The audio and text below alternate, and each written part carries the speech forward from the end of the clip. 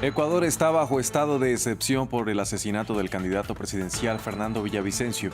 6 personas de nacionalidad colombiana fueron detenidas por el hecho y el FBI llega a Quito para contribuir en las investigaciones. Así se ve desde el aire la paradisíaca isla de Maui en Hawái tras el incendio forestal más letal de Estados Unidos. Las autoridades elevaron a 53 la cifra de víctimas mortales. Argentina va este domingo a las elecciones primarias para definir quiénes serán los candidatos a las presidenciales de octubre. Unos comicios que están marcados por una alta inflación que tiene decepcionados a los ciudadanos. Hola, bienvenidos a las noticias del continente americano en France 24. Los saluda Andrés Mesa Muñoz. Empezamos en Ecuador, que se encuentra bajo estado de excepción por el asesinato del candidato presidencial Fernando Villavicencio. La medida se extenderá por 60 días y mientras continúan las investigaciones que contarán con el apoyo del FBI.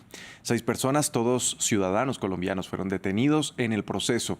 Los asesinatos a candidatos presidenciales como el de Villavicencio en Ecuador no son nuevos en Latinoamérica. Justamente en Colombia ya se han vivido hechos similares en el pasado que amenazan la democracia, al igual que en México. Andrés Doncel nos hace un breve repaso. El trágico episodio vivido en Ecuador no es ajeno en América Latina. La historia de la región ha estado marcada por numerosos actos de violencia política, incluyendo el asesinato de varios candidatos presidenciales. Pese a que no era candidato oficial a las elecciones, este político liberal colombiano era uno de los más opcionados para los comicios de 1950. Su asesinato el 9 de abril de 1948 desencadenó el Bogotazo, una oleada de violencia y disturbios en la capital que tuvo un impacto significativo en la historia política de Colombia. José Antonio Remón Cantera fue presidente de Panamá entre 1952 y 1955. En ese mismo año, mientras participaba en las elecciones presidenciales, fue asesinado en un atentado en el hipódromo Juan Franco en la ciudad de Panamá. Luis Carlos Galán fue un político colombiano y candidato presidencial en 1989. Abogaba por medidas enérgicas contra el narcotráfico y la corrupción. Fue asesinado durante un mitin político en Soacha, a las afueras de Bogotá, en un atentado atribuido al cartel de Medellín. Bernardo Jaramillo Osa fue un líder político y candidato presidencial del partido de izquierda colombiano Unión Patriótica, asesinado el 22 de marzo de 1990, en medio de la violencia política que afectó a ese partido y a otros movimientos de izquierda en el país. Luis Donaldo Colosio fue el candidato presidencial del Partido Revolucionario Institucional PRI en México en 1994, asesinado durante un mitin en Tijuana en circunstancias que aún generan controversia y especulación. Una historia que se sigue repitiendo en América Latina y que da cuenta de los elevados niveles de corrupción, violencia, fallas en el Estado, entre otras problemáticas en la región. Ascendió a más de 50 la cifra de víctimas mortales por los incendios forestales en Hawái. El presidente estadounidense Joe Biden declaró el estado de catástrofe natural y ordenó enviar refuerzos del ejército y la marina para ayudar a las víctimas. Un informe de William Gasso. Una isla reducida a cenizas. Extensos incendios convirtieron en un infierno la costa oeste de Maui, una de las principales islas del archipiélago de Hawái. Miles de personas ya han sido evacuadas. Frente al desastre, el presidente Joe Biden declaró el estado de catástrofe natural y mandó el ejército a ayudar a las víctimas. He ordenado que todos los recursos federales disponibles en la isla, incluidos la Guardia Costera y la Tercera Flota del Ejército de Estados Unidos, ayuden a los equipos locales de respuesta a emergencias y a la Guardia Nacional de Hawái. Estamos trabajando lo más rápidamente posible para combatir estos incendios y evacuar residentes y turistas. Los incendios fueron atizados por los vientos generados por el huracán Dora. La ciudad turística de La Jaina fue completamente destruida por las llamas. Solo queda un campo de ruina, viviendas y comercios calcinados. El fuego obligó a turistas y habitantes a refugiarse en el océano debido al avance de las llamas sobre el muelle y las zonas costeras. Para los sobrevivientes, la ayuda tarda en llegar. Llevará años arreglar esto, años, y eso ni siquiera es lo peor, todavía hay cuerpos flotando en el agua y en el dique. Han estado allí desde anoche, llevamos sacando gente del agua desde anoche. Estamos tratando de salvar vidas y no creo que estemos recibiendo la ayuda que necesitamos.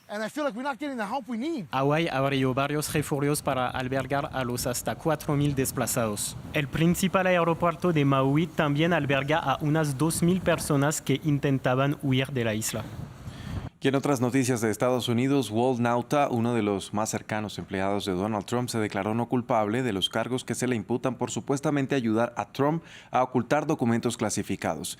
Lo hizo en el Tribunal Federal de Fort Pierce, que lleva a la causa por los documentos secretos encontrados en la residencia del exmandatario en Mar-a-Lago. Allí también tuvo que declarar Carlos de Oliveira, el administrador de la residencia privada de Mar-a-Lago. Su lectura de cargos, sin embargo, fue aplazada para el 15 de agosto tras no presentar un abogado local como lo exige la ley.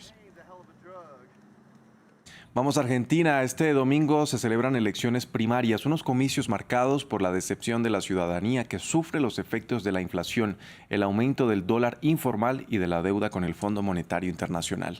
Martín Gripo tiene los detalles. Expectativas por las elecciones del próximo domingo en Argentina. Los precandidatos de los espacios políticos se preparan para las primarias, en las que se definirán quiénes siguen en competencia para las generales de octubre.